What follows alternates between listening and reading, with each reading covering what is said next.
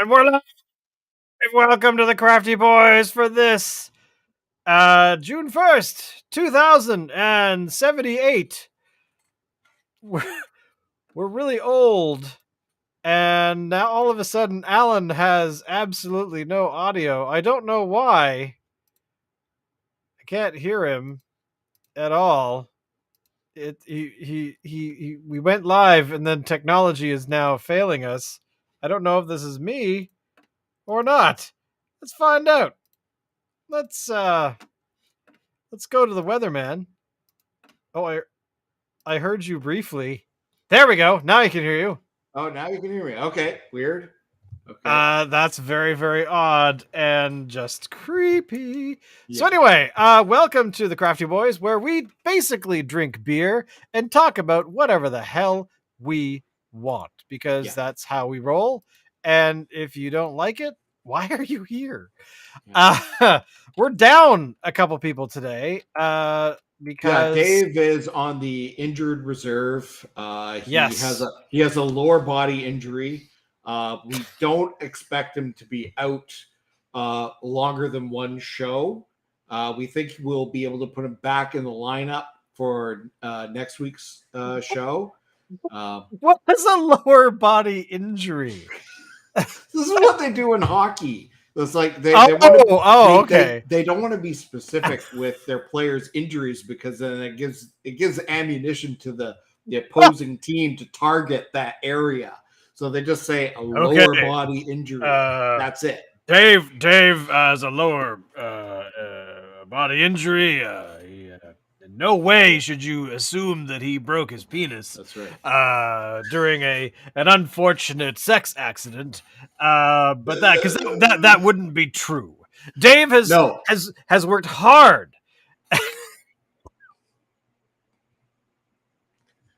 I don't think Dave would have the opportunity to ever have that injury. You know what I'm saying? Locke is here. Locke, thank you. You're saving the show. Because pretty much we were describing, or I was describing, how Dave is not doing the show this week because he hurt his pee-pee during sex. Oh no. So anyway, hi, how are you? How's it going? You look like you're back in Toronto. I am back in Toronto. I am back in Toronto, and let me just go grab my beer. That's probably a good idea. Yeah. Considering what kind of a show this is. Yeah. A beer, always a good thing. Alan, we'll start with you. Now, you, of course, we're going to do one beer, but since Dave is out for the day, what beer are you doing? Okay, so I am doing something I saw on the shelf, and now I'm kind of second guessing myself. I think I've tried this beer before at Beer Fest, maybe a number of years ago, but it's from Dead Frog Brewing in Vancouver. It is their Pepper Lime Lager. This is a limited edition beer. 355 ml cans, 5% alcohol by volume. Actually, I guess it's made in Langley, not Vancouver. But isn't Langley really part of Vancouver? Well, ask anyone from Langley, and they probably refer to themselves as living in Vancouver. But the Pepper Lime... Vancouver say, hey, I live in Langley. True. So crack that bad boy open. I think that this was on offer several years ago at Beer Fest when Dead Frog used to attend. And I seem to remember having it then, but I could be mistaken. I'm a little bit interested. I kind of like the idea of lime with Pilsner. In fact, Fungus and Warlock puts out a lime Pilsner that's really, really good. It's really tasty. So this is a lager, and it's a pepper lime. So I thought I'd give it a try. This is what it looks like coming out. It looks like a lager. Looks very lager-like. Yeah. Nothing surprising there. Nothing special in the. I was expecting it visual. To be, green. You can smell the pepper. Okay. So we're talking about black pepper, right? Peppercorn pepper? Well, that's what I'm thinking. A hint of black pepper. So yes, we are talking black pepper. Yeah. All right. What it smells like? Yes. And now the flavor, it's interesting because it comes in a 6-pack. I've already had one of these a few days ago after I got it, and I drank it straight out of the can. Now I've poured it into a glass. Okay. The pepper flavor is actually much more potent than I remember having a few days ago. The lime is a little bit more muted. It's an interesting flavor. I'm not too big on peppery flavored beers. This one is a little bit more subtle. I've had beers that had some sort of like a pepper in it, and it was a little bit overpowering, a little bit spicy. This one isn't so much. It just gives a little bit of a kick on the tongue, but that's it. And then the lime comes in at the back end. After the pepper has diminished, you get that citrusy kind of flavor. It's not a bad beer. For a limited release, it's worthy of a try. I don't think that this would be sort of like a regular kind of thing that people would just buy, week after week after week after week. This would be sort of like a special thing that you would have and maybe have once in a while, and that's about it. But otherwise, thumbs up. All right. Oh, that kind of impresses me. Locke, what are you drinking tonight? Now that you're in Toronto, did you have to restock? Did your beer go bad while you were away? I didn't leave beer in the fridge, but yeah. So in short answer, yes. But I don't usually have a huge stockpile of beer in my fridge. I tend to go out and fetch something when I'm doing like this show or something like that, right? So this evening, what I'm drinking is a thing called Shovel. Shovel? Shovel. Shovel. Maybe it's Shubby. I don't know. Shubby? Maybe it's Shubby. Okay. Yes, Shubby. Okay, there we go. Sour Raspberry IPA. Jump on board with Shubby. This Sour Raspberry IPA has a vibrant pink color. Well, no, it doesn't. From the tangy additions of real raspberries, which add a hint of berry sweetness and a natural tartness. With a juicy hot character, tidal wave of raspberry, Shubby is off the hook. So you can see the art here is ridiculously psychedelic. This is evidently in keeping with a couple of their other sort of novelty products. How do I? Oh yeah. That's not too bad. Yeah. So we get this psychedelic cat. Oh yeah, that's very Alice in Wonderland with a popsicle. And I haven't had those popsicles in years. Yeah, those ones you break in them. Cat with popsicle. Yeah. But so this is evidently the same kind of artwork that Wellington did for their Raked Over. Raked Over was a beer that I tried a little while ago. And Alan, on the subject of peppery beers, this one was a habanero beer. It was possibly one of the most, what was it? It was habanero juicy IPA with a pineapple juice flavored. It was with habanero peppers, and it was really revolting. It was probably the most disgusting beer I've ever had in my life, and I'm really, really angry just thinking about it. It was, except that it was fucking hilarious because it was so ridiculously bad that it was actually sort of like it was past the point where the movie you're watching is inadequate and you're irritated at the characters. It's like, oh my god, this is such a train wreck. This is so fucking stupid that this is gonna outdo Ed Wood. Like this is out of control, right? It was kind of like maybe the Army of Darkness of beers. Yeah, maybe. Yeah. It was like extremely terrible. You're a good beer. I'm a bad beer.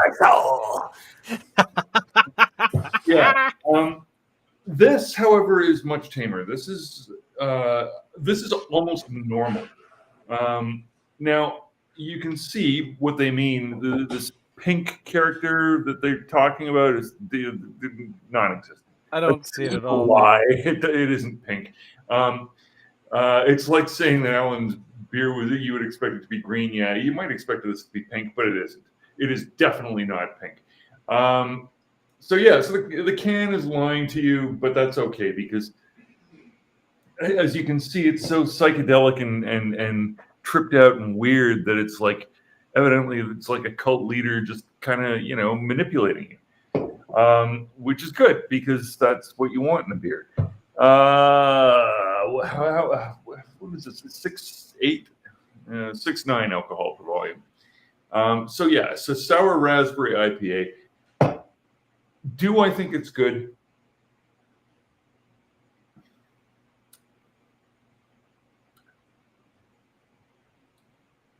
Totally drinkable, sparklingly average. Drinkable, sparklingly average? Sparklingly average, yeah. Okay.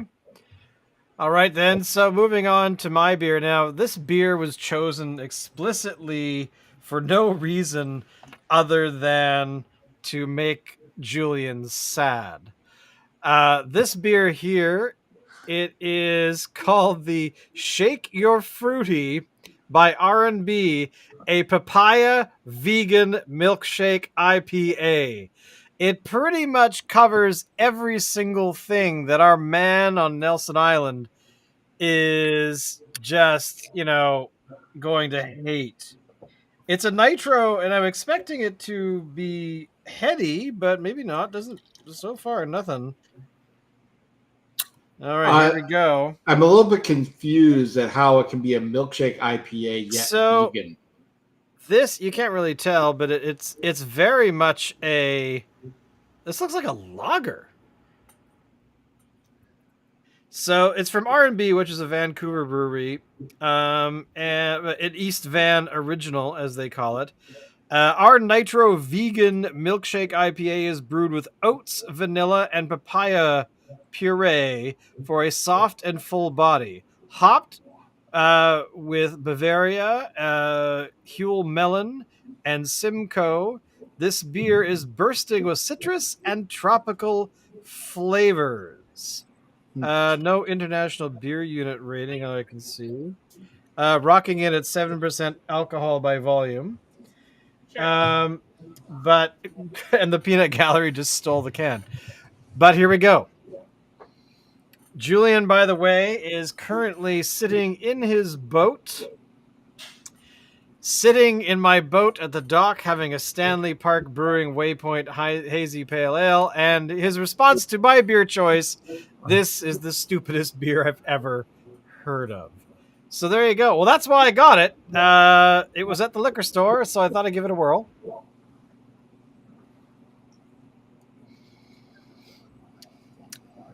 It smells like papaya. Taste.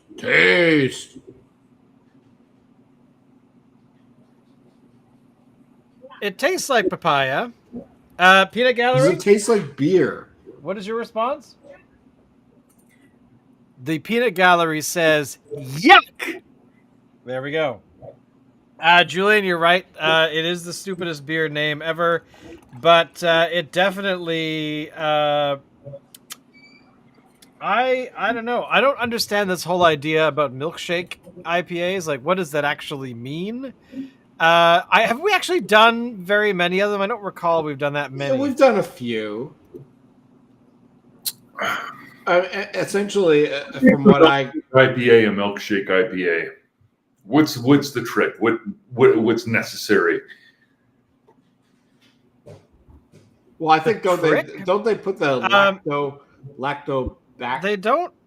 I can never. The lactobacillus, I think it's. Yeah, don't they put that in?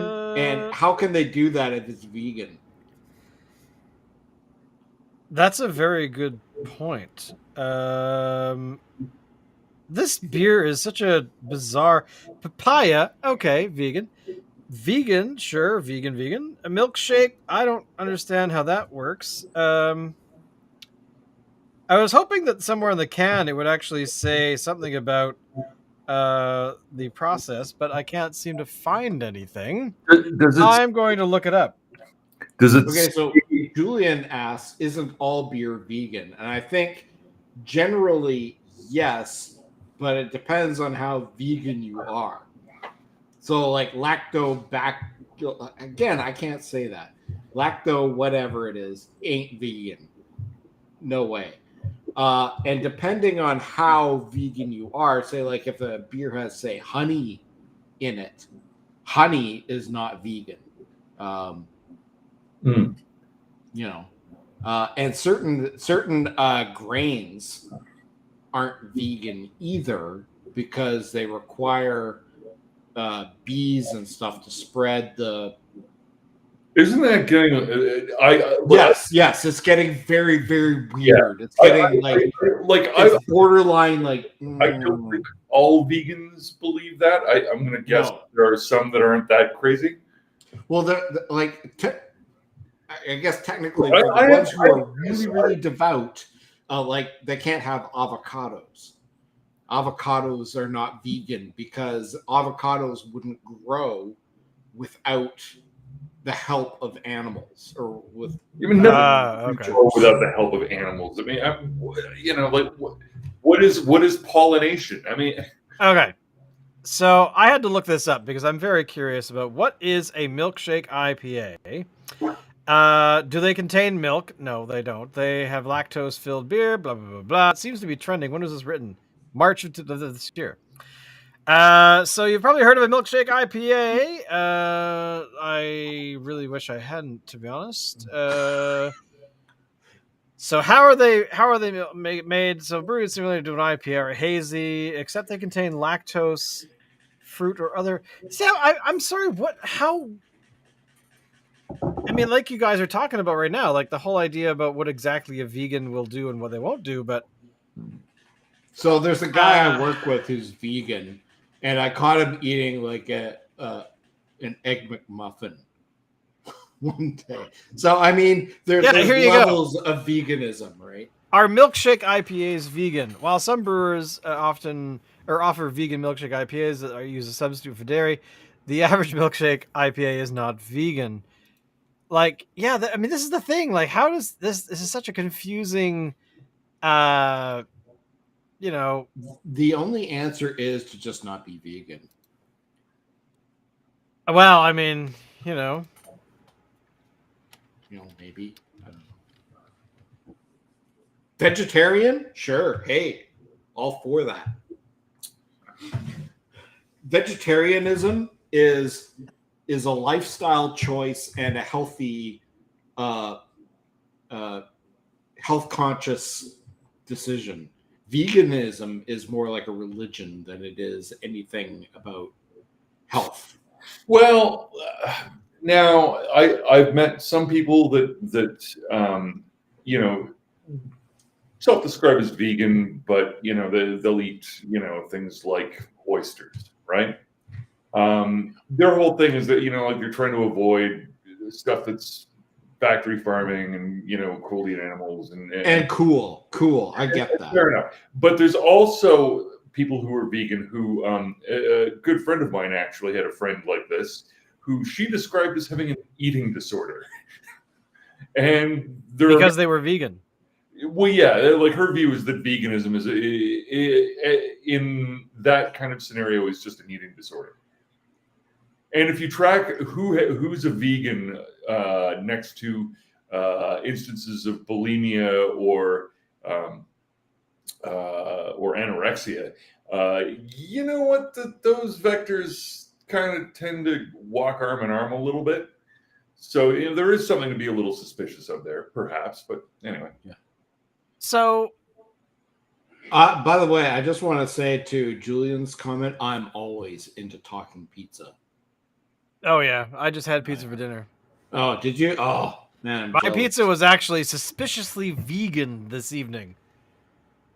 Ew. No response. My there was no meat anywhere.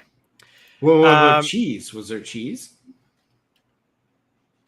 Was it soy cheese? Yes. There was a little bit of mozzarella, so that's okay. Okay. So, and this was a talking pizza, was it? A talking pizza, yes. It just spoke highly of you, and it really thought that studying for your exams is going to be really important. Have you actually? Have you started studying already? I have indeed started studying. Well done, sir. This is my study. Oh my god, that would scare me. That is one of two. Wow. So, oh god, and when was the last time, Alan? Have you studied for anything? Like, I remember a number of years ago, you had to have that update for terminology and stuff for your job. That was probably the last time.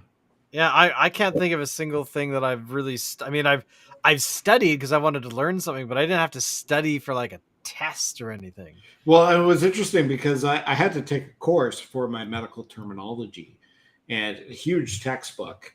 And because I already work in a medical environment, I was already familiar with a lot of these terms. I got like 96% in the course. No, that's pretty But good. then I had to go to work and actually write the test at my work because I needed it for an advancement. I went and wrote the test, and I failed the test at work, even though I got 96% at the college test the week before. Weird. Very weird. Would you say that at work is a more stressful environment in which to write a test? I would say at work they asked questions that were not covered in the course that I took. What? What do you mean? So medical terminology. So we learned medical terminology. On the test, there was actual I had to know certain drugs for certain types of things, and that's not covered in medical terminology. So I failed that part big time. Got a big fat 0. Ooh. But they let me take the course again, okay. And some people kind of helped me out. That would be B. Well, the thing is, for the job that I do, I don't need to know that stuff. So it's stupid that it's on the test. Right. Oh, so it's sort of like that person. You wouldn't call them fat. That person is obese, and that person, isn't stupid. That person is mentally subpar. I don't know. Well, no. So mentally subpar. There's different. So you can have that's probably not a real medical. You can have like a TURP, a TURP, which is a transurethral resection of the prostate, or you can have a TUPR, which is TPUR, which is a transprostatic urethral resection. Kind of the same thing. Yeah, they both sound horrible, don't they? Yeah. Oh, you should try having a bilateral salpingo-oophorectomy. You would never have that. Okay. Yeah, I think you're right. I don't want to know what that is. Or an esophago-gastro duodenectomy. Yeah, that sounds. That sounds pleasant. Horrible. I don't even know what to say. Like, that to me is so terrifying. I think all of my innards just kind of were like they really don't want to have anything to do with that in any way, shape, or form. But one thing that was really cool about the course is it taught me. You remember in the beginning of Raiders of the Lost Ark when Indiana Jones is in the university and he's breaking down the word Neolithic, Neo meaning new, lithic meaning stone. Right, yeah. So I was able to sort of learn all of these things. So actually, Neolithic does not mean new stone. it means pertaining to new stone. So neo means new, lith means stone, ick is pertaining to. Yeah. So what you're saying is that if you spoke good Latin, all of these terms would be, obvious. Yeah, I mean, all these terms, they break down. What you would do is, if you were trying to sound medical, is you would say it in Latin. Right. So like the big word that I said, the esophago-gastroduodenectomy. Esophago is esophagus, gastro is gastric, duo is the duodenum, which is the top part of the intestines, and ectomy is removal. Right. I never want to drink beer again. I never want to drink beer again. I don't want to know any of these things. All right. Anyway. Well, the fact that you could actually rattle those off means you did study very well. So well, there's that. I think I did, but anyway. Locke, save me because I can't think of anything to talk about after. All right, well, what's going on in beer? Is there anything going on in beer? Beer, that's what we're here for. So I did send you a link earlier today regarding Rogue Brewing's competition between its various brews. I did see that. I have not seen this. What is this? Tell me more. Which will be the ultimate contender of their action figure-esque monstrous brews, and I believe it was Bat Squatch that won. Yes. Maybe take a little look and see if I don't know. We could maybe would there be anything really wrong with pulling that up? And I am looking for it here. I'm trying to find. I have to get through all of the Bat Squatch conspiracy theories. Okay. Apparently. I will say this rogue product, especially sort of like the more obscure stuff, can be hard to come by up here. Like they'll send, their main stuff, but if it's like special, not so much. But Shane, did you try checking? Sorry? Try checking your email, because I did send this a link earlier today. Oh, okay. Let me go over there. Might be in your junk folder. It was after all one of those. One of those things. Okay, so because what I have found is this here. The winner is, yes, I have not read this. Okay, so here we go. Rogue Bat Squatch 1. Interesting. Well, here is the website where's the button? So this is the Bat Squatch website describing this beer. It rocks in at 54 international beer units, 6.7. So I love these, by the way. I really wish breweries did this more to kind of give you an idea of what is going on. I love the cover. Oh my God, that's actually quite cool. I'd be shocked if I ever found that locally here. I don't see any. No. And let me just say this. No thing. Yeah.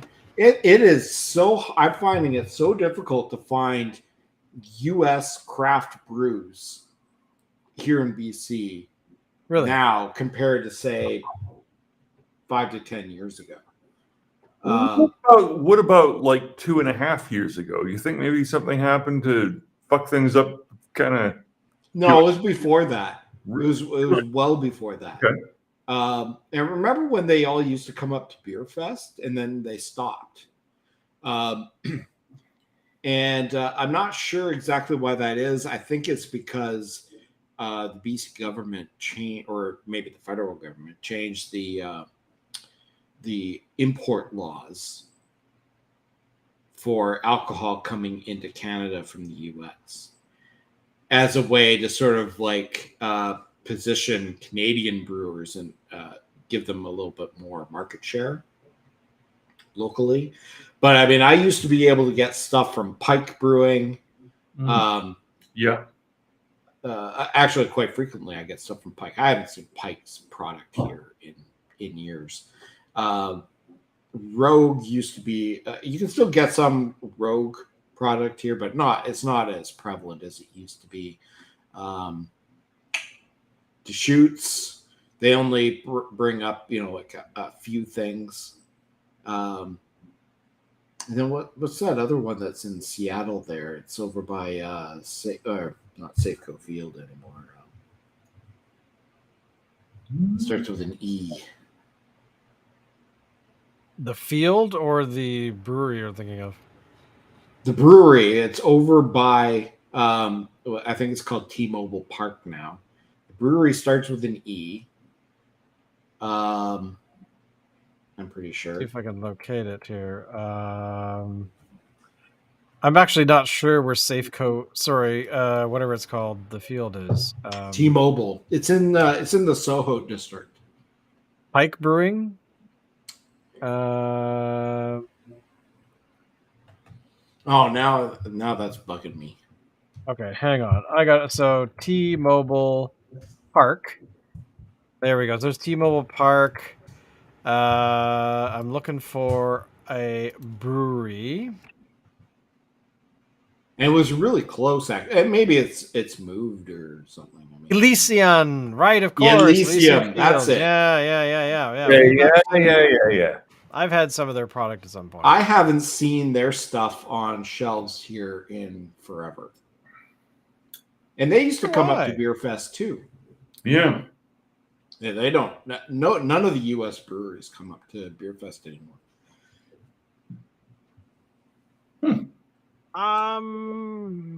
Do they have a list of who's coming this year? Not yet. But they're saying it's going to be like 100 breweries.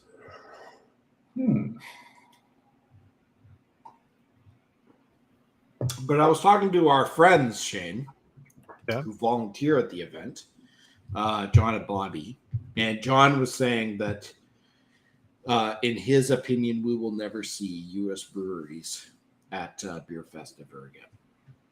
Because of what? Because of the it's too much of a hassle to bring their product over the border. Yeah, I could see that. I mean, that's unfortunate. I mean, damn. Well, okay, but so which is okay. Does that mean you can't get Coors or Budweiser anymore in Canada? No, I think it's because the rules are different when you are, because they're essentially coming up to sell beer, right? Which they're not selling it, but it is an event. So something tells me that there's probably some import rules that are slightly different based on, like, if you were to go down to Seattle, a Canadian company, to go to some event, they always ask you, if you're going down there, then do you have things you're selling while you're going down there? And you always say, no, I'm not, that kind of junk. Maybe that kind of thing, but I guess what I'm saying is it's sort of like, evidently, if you're one of the big boys, nobody seems to bat an eye. I think there were some rules that they actually couldn't bring their stuff up over the border and control it themselves. What they had to do was sell their product to a Canadian distributor, and the Canadian distributor would then go to the Beer Fest and operate the booth for them.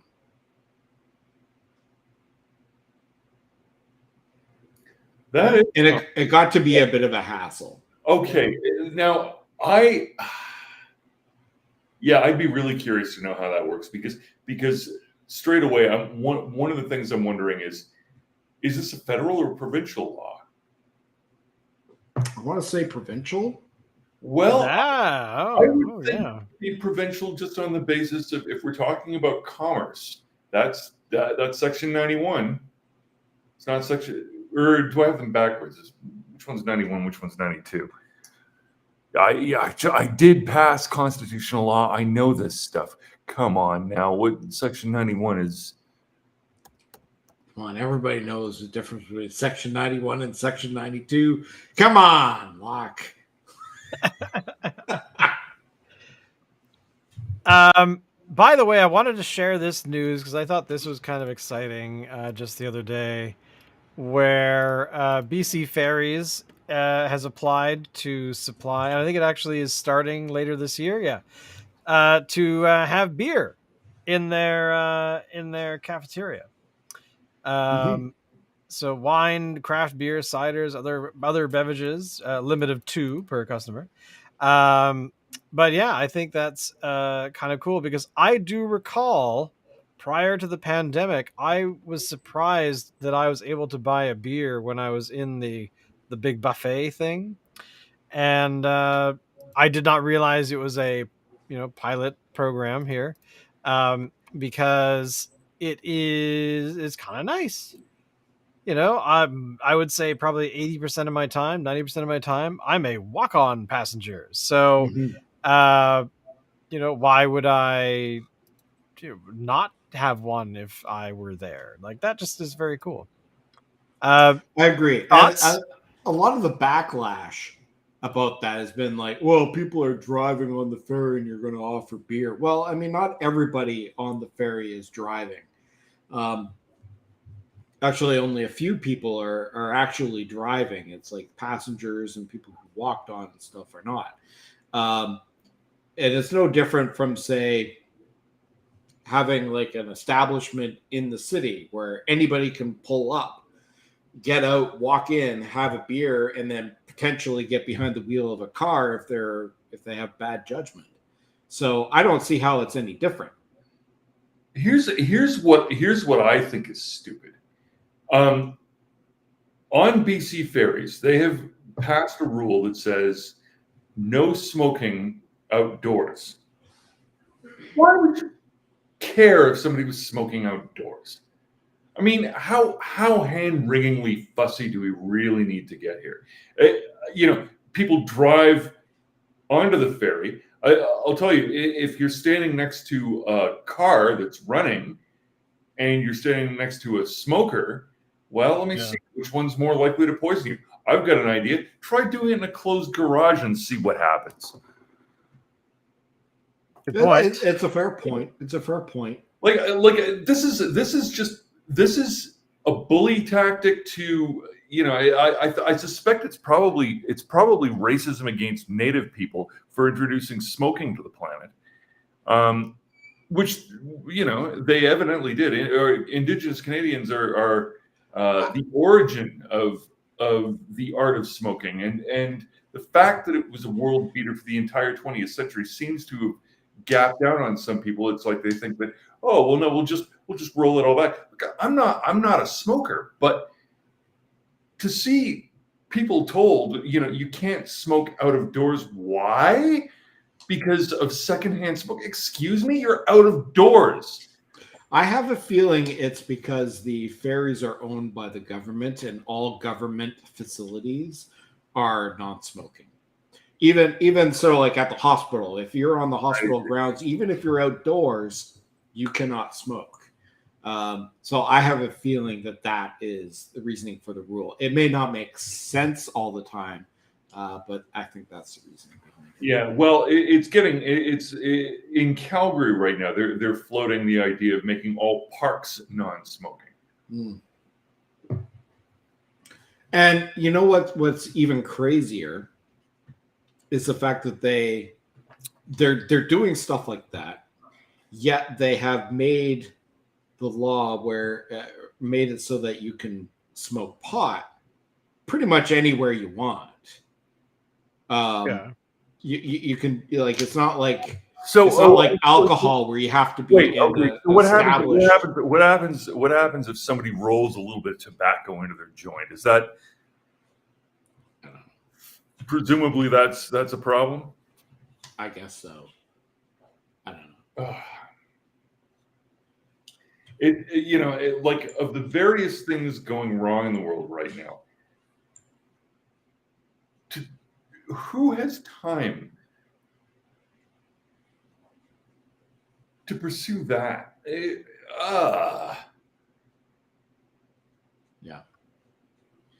Yeah. Well, it's so annoying. You can moving on. The self-righteousness.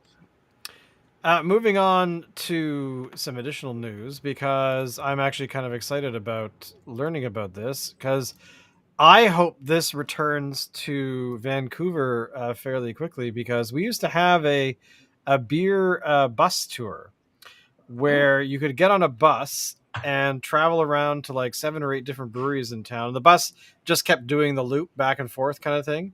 So if you got on the bus, went to one brewery, stayed there for a while, got on the bus again when it came back, and what a cool this idea. One, and it's and then of course COVID happened and it all stopped. But this actually excites me. This is I'm so happy to see this kind of stuff happening, because it's so fun. You don't have to worry about driving. You don't have to worry about much. You just have to worry about what is the next, like, thing on your itinerary. Yeah, like, I mean, this is actually something that we've been thinking about for eons, where, we've tried, like, we've gone to Beer Fest, we've done that kind of event, but we haven't actually gone on a brewery review, say. And right now, right behind our building, they're building another brewery. I don't know what it's going to be called. I don't know if it's going to be an established brand or if it's new. But do you have this kind of stuff? I mean, I assume Victoria has one. I'm assuming Toronto does. Or what about even Calgary? What do you got? What is your experience so far with like beer touring on a vehicle?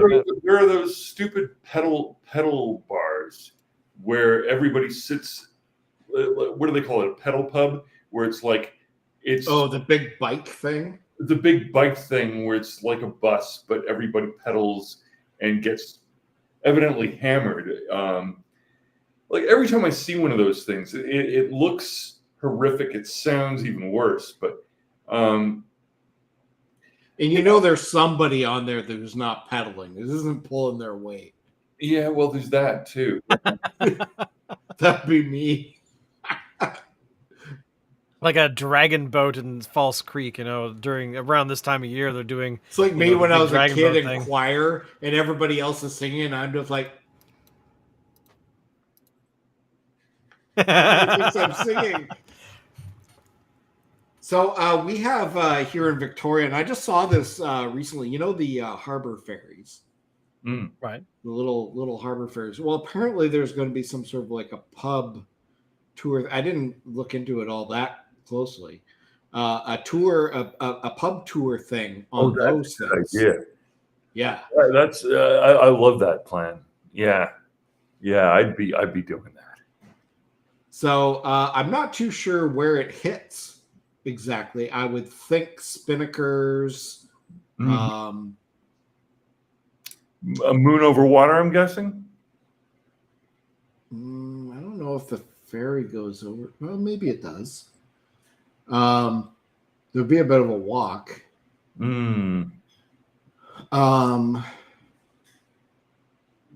Maybe Whistle Boy. Swans, perhaps. Driftwood's way out of the way for that. Yeah, Driftwood's way too out of the way. Maybe Hoyne. But maybe Phillips. Oh, Phillips, yes. Hoyne. Yeah, Phillips would definitely work. Thinking. I'm trying to think of other ones, but I'm running out of. Arrows. Can you look it up, Shane? What's it called? I have no idea.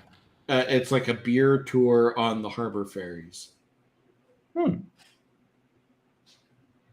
I only thought about it because you were mentioning. The Pickle Pub Crawl? No, really? That's it.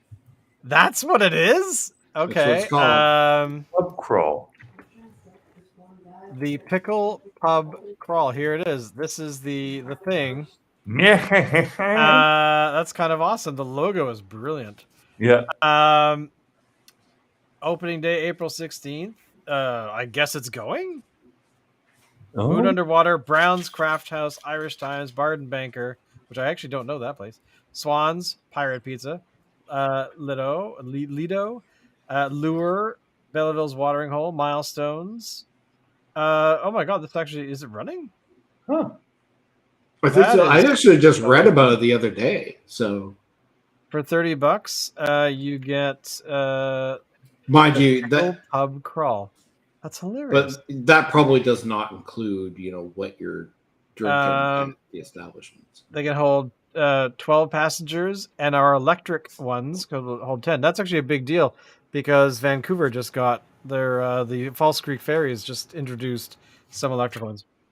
I'm the only one that is uncomfortable with the idea of an electric watercraft. What do you mean? What does water do? What does it conduct? Oh, I know, electricity. What happens if one of those things sinks? I would say that the dispersion in a huge body of water, like if it was in a bathtub, okay, you got problems. Oh, you're talking about like the electrical discharge from that? Yeah, okay. Over a huge body of water, no. Plus, there's been electric watercraft for years, like some submarines, like the ones that are not. There's been like electric submarines. Okay. Yeah. All right. Yeah. Evidently, it's a thing. Okay. Yeah. Well, you'll be happy to hear this, though. This is just a really quick note because I just happened to see it and I thought, you know what? Brilliant. They're discontinuing the production of standard lager. I have had the unfortunate experience of having had this in the past. Have you guys ever had any of their standard lager? No. What is that? No. In fact, I've never even heard of it. You've never heard? Oh, come on, it's everywhere. Which is maybe why it's been discontinued. So the basically, I always thought of it as Coors Light, but rebranded, because to me, it tasted the same as the other one. But the big reason I'm showing it to you water is that it is apparently a Manitoba original. Oh, I did not know this. But I'm kind of surprised you haven't heard of it, Locke. Or if you have, you've just never had it. Well, my memories of Manitoba when I was a little kid were, involved walking around town and, kids collecting bottle caps. And I remember the beers that they would collect bottle caps from. And so I remember, Labatt's Blue, and I remember Molson Canadian, and I remember Old Stock. Yeah, Molson Canadian production of standard lager. Yeah, I don't know. I can only assume that that's the product that launched export. Possibly, yeah. I know that I've had it. I've never had. I've only had like maybe 2 cans of it in history, but very rarely, thankfully. It always seems to get trumped by Molson Canadian, or not. Oh yeah, no, Molson Canadian. Like it seems to be that because the cans look very similar. So I suspect on the shelf you might look at it and go like, "Let's get some of that," and you accidentally buy it. It actually looks like Budweiser.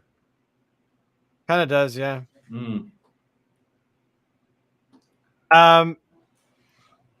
In this here, I wanted to show this as well. Since, hey, we should be talking about beer news more often. Millstream Beverage Company now open in Langford. Oh. And apparently they are... This is from December, so I'm surprised. Are they lawn bowling?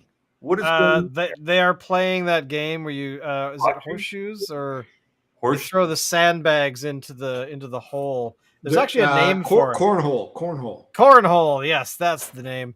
Yeah, which we actually played a few times at Beerfest. That's right. For whichever brewery it was.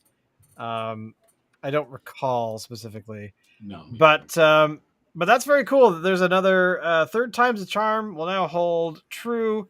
This is actually one of the reasons I thought about it is that I went to Log House Pub in 2019 for the first time ever, and there was a brewery right next to it, like it was like almost like in a garage kind of size space. So I guess unfortunately I guess they closed because of the pandemic. So I'm kind of happy that somebody has taken that on. We got to put this on our list of breweries to visit in a tour. The Crafty Boys Canadian beer tour. Like that has to happen. There's lots of breweries with like tap rooms and stuff that I would love to go and visit. Here in Victoria, Category 12 has a really nice one. Phillips. I've actually never been to the Phillips tasting room, believe it or not. Driftwood has a new one that's apparently very nice. There's this one here. The two out in Souk, Souk Oceanside and Souk Brewing are apparently amazing. I'd love to go there. There's just so many here, and I think we deserve to have a little bit of a tour going on. Unfortunately, they're all kind of like spaced out, so it's really hard to sort of like go say downtown, hit a few, and then go home or whatever. And that's why you need a bus. Exactly. Now, what kind of upgrade that to a helicopter? I could, yeah. I would say I'm kind of like the idea of helicoptering around and getting just hammered. Let's go to that brewery. Yeah. Oh, hey, baby. Yeah, helicopter. Well, here, I mean, I'm just looking at. I'm trying to figure this out here. So let's go over this direction. So here is Canada, or this is BC anyway. So I'm doing a search for brewery, and apparently Google Maps is dumb. But let's see here really quickly. So here is Vancouver Island. We know it well. Yeah. If we do a search for brewery here, we should find. Okay, no, stop it. I don't want to search there. That's where I am. I want to search here for breweries. Wow, are you dumb? Okay, never mind. But essentially, we would have to go, I think, up to Edmonton and down this way, and then through here, and then across here. And I think we should do this. I think this is something that the podcast could do. We could do a show from every location. We could, document our entire their entire thing. By the way, this is vegan Milkshake IPA. They can suck it. But I think this is something we should do, and I think that doing it all the way to the far reaches of St. John's is where we should go. That's From a very cool thought. Yeah, we would have to start in. Where would we start? Well, let's see. Is there brewery on Queen Charlotte's? You kind of think it must be by now. Oh, that's totally not what I'm searching for. Thank you so much. I don't know where I'm going, but there must be breweries on the Queen Charlotte's. I mean, that's really the farthest. Yeah, there we go. Pub and Grill. Okay, maybe that's a brewery. You never know. But look at all the breweries up here too. Look at that. What I would love to do. So many locations. So many locations. Go to Penticton. Well, that's kind of a given. I mean, we'd have to. It's right there. Penticton is awesome. Now, that is Cannery and Bad Tattoo, but what else is Tin Whistle? Oh, Tin Whistle? Really? Yep. Oh, I didn't realize that. Bad Tattoo. Slackwater Brewing. I know I've seen their logo around. Have we done any Slackwater on the show? We have not. There's no more. It's all gone. I'm sorry. The Peanut Gallery is sad. I don't know. I just think this is something doable because we should do this. Detonate Brewing Company. Detonate. That sounds awesome. Sorry, there's just so many Giants head. Oh, I've heard of. Well, Giants that's in Summerland. Summerland is awesome too. Like there is so many places that, you know what we should do? We should. I love the Okanagan. The Okanagan is North Basin Fire Hall. What's over here? B&A, Kind, Copper. Like we could spend the entire our first tour should be in the Okanagan only. Just like up and down, totally. going to breweries here and there. You could spend a whole week there. I think that it's definitely, you know. I'm starting to like this idea. Now, how long would we go on? Like, how long would our tour be? This is a tour. This is like us performing at every single event. Every single brewery we would have to have to t-shirts and everything. And yeah, I mean, we would perform for like all of our 10 viewers. Julian can follow us. Julian can follow us and be our fan. Hey, Julian, do you want to be our road manager?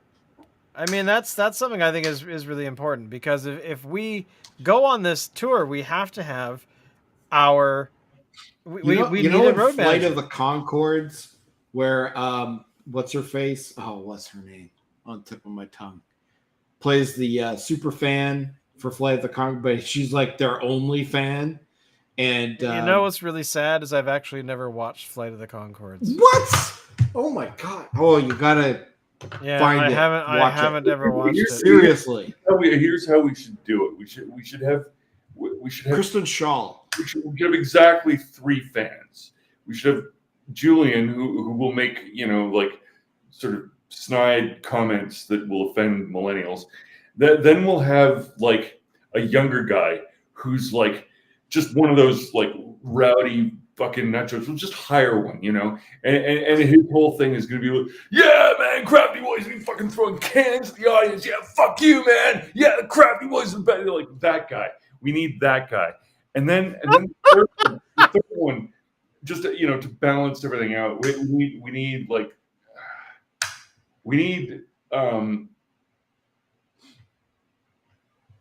maybe like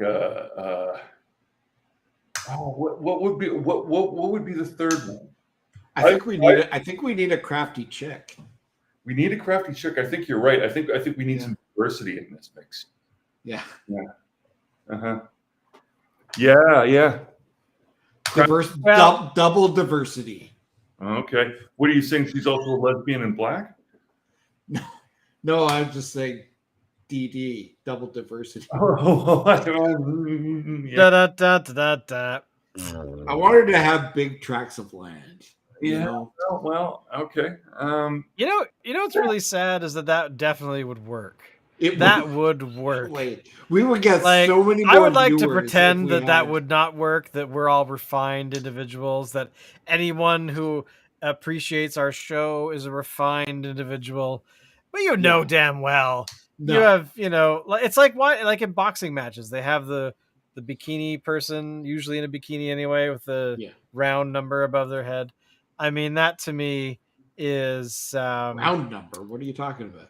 The round, not a round number. Yeah, I know. I'm saying is that I never noticed that part because I'm too busy looking at her. Ah, sorry, I missed that. Oh man, but it's because of the vegan beer I just had. Like it was, yeah, it is a dangerous precedent to set that would probably result in ticket sales. So basically what we're saying is our show needs more TNA. Pretty much. I mean, Julian agrees. Variety. Julian agrees. Yes. So Locke, what kind of contracts would we need for our show? Like, are we talking like major riders, worth thousands of dollars? What kind of fee would the Crafty Boys command? Yeah, right 10,000 now, mostly I'm just thinking about liability.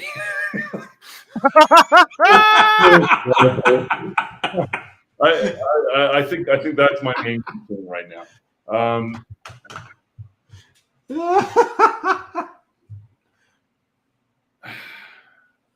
What do you mean? What kind of liability would we have being on the road? I mean, there's alcohol involved. We would have to make sure that we were never driving. We couldn't afford Piper. Yeah, we couldn't afford Julia. Piper. She lives in a several $1 million home in Montreal. I think we broke Locke. Locke, what kind of liability? Blah. Brain. Yeah. Well, let's see. Well, so everywhere we go, we'll be wanting to make sure that like we're not infringing the copyrights of the or the trade marks or whatever. And then there's stuff. Trademarks of what? Well, the beers that we're drinking. I'm assuming we're going to be drinking and maybe ultimately. But we're a promotional vehicle with our millions of followers. Not a promotional vehicle, because if we were a promotional vehicle, then I think we would need to have a signed contract.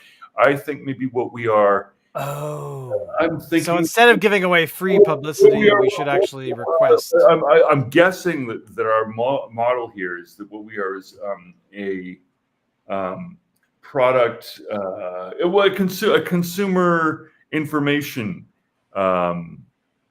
type of thing, like a watchdog kind of thing, like on the news. Yeah, right. And so the if you've had good tasting beer, please let us know at the newsroom, and we will go try it out for ourselves. Yeah. So I think maybe we want to make sure that we're not guilty of sending information that could cause us some kind of legal harm. This is one of those things where I get just off the cuff, but you know what? Really, I think at this point, I would hire a lawyer who knows about this stuff. Would be my answer. So, in other words, we could get in real trouble if we had, like, say, swamp ape and describe it as swamp ass. Maybe it's sort of hard to say. I think there when people do Consumer Report shows, I think they have like whole floors of legal behind them. But yeah, I don't know. It deserves some exploring, though. I at least like the concept. What could go wrong? Everything. Well, exactly. I think I'm trying to think of some way where well, you know what's going to happen. This could happen in reality without us all dying. You know what's going to happen. And turning we're going to go to a brewery, and Dave is going to, of course, imbibe too much, and he's going to go for a swim in the fermentation vessels, and pinch one off, accidentally. Oh no, it's an O. Henry. No, it's not. It's just Dave. Yes, swimming pools. Dave is a wild man, like such a wild man. I mean, you know what he does? You're right. Like, the rider would have to, basically cover any. Oh, wait a second. Julian thinks that we should have a limousine. Oh, I like that. Well, Julian's gonna have to be there because he's our road manager. He's gonna have to care for our every whim and care for every need while drinking a lot of copious amounts of beer. Yeah. So yeah. Just saying. I'm waiting for Julian to be like, yes, of course. I will take care of all of your needs. Yeah. Because it's not just beer. We need to have our drugs. I can see this being sort of like here's what I see. We do this sort of like Spinal Tap kind of way, where we actually film it and do it as sort of like a mockumentary kind of thing about us goes, oh, but Julian, we got the little meats with the little breads, and I have to fold it, and it doesn't work. This is beneath me. And I'm so excited that there's going to be a second film, which I have to say just tickles me. Which I hope comes with another album. Oh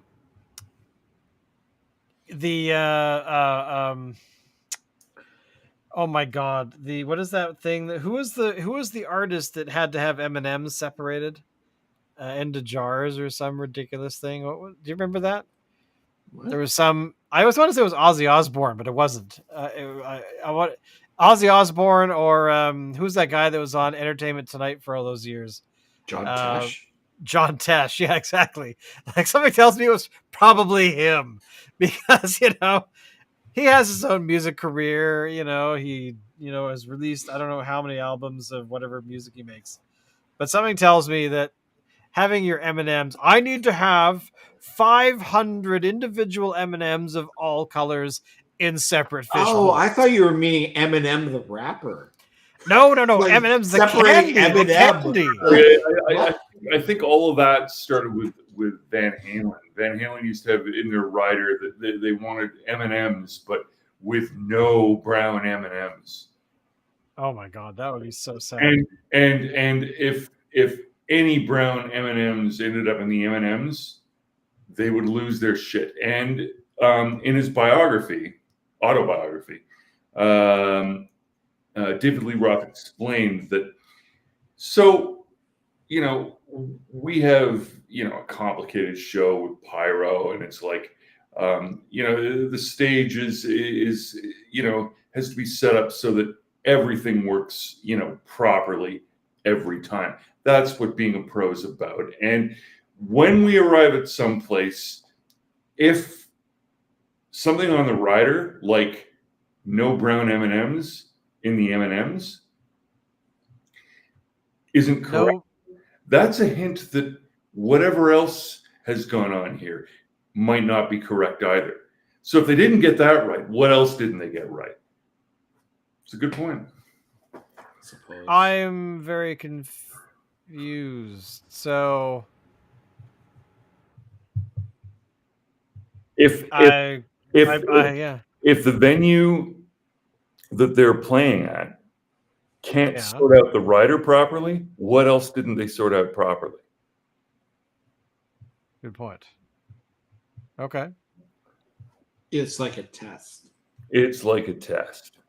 Exactly. Okay, so that makes that was the part that I was missing, that it was actually some sort of elaborate scheme, as it were, to provide. That's David Lee Roth, and he says all kinds of crazy shit. So that's a good point. That is a very good point. And I would really love for David Lee Roth to be on our show. I mean, he really needs to be on our show. I think that's something that I mean, it would probably boost his career a little, and getting